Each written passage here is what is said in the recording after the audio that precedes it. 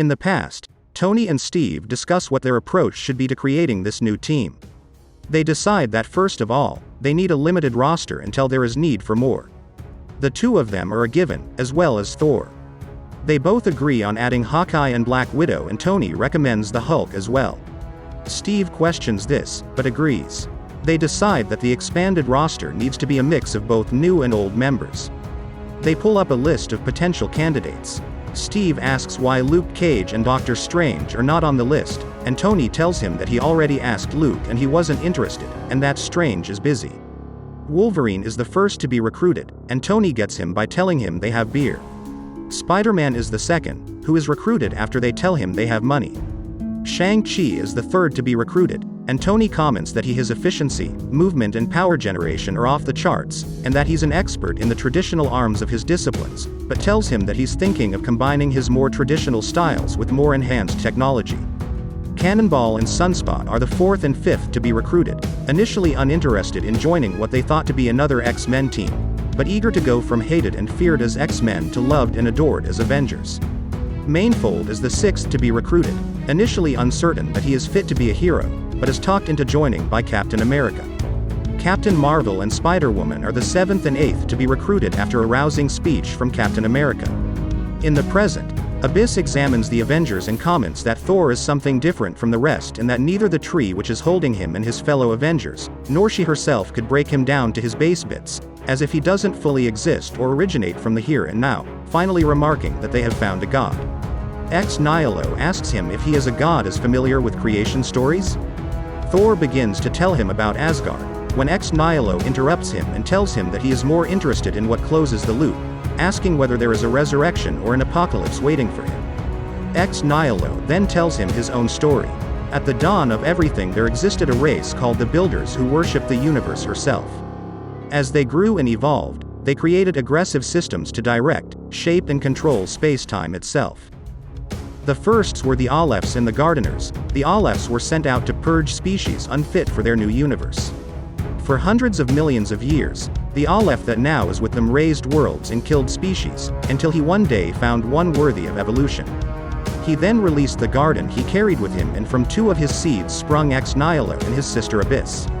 Ex Nihilo tells Thor that this is what he wants to do for Earth. Meanwhile, on Earth, Captain Marvel and Falcon monitor Stark satellites and detect multiple meteor-like objects descending on Earth. These objects land in Kobe, Chataper, the Savage Land in Norway, where they begin to spawn creatures and terraform the environment. Captain America remarks that he knows exactly who did this and that he needs to be stopped. Wolverine tells him that the team have only been together for 6 hours, but Captain America tells him that they have no choice. He tells Mainfold to open a portal to Mars and the team departs.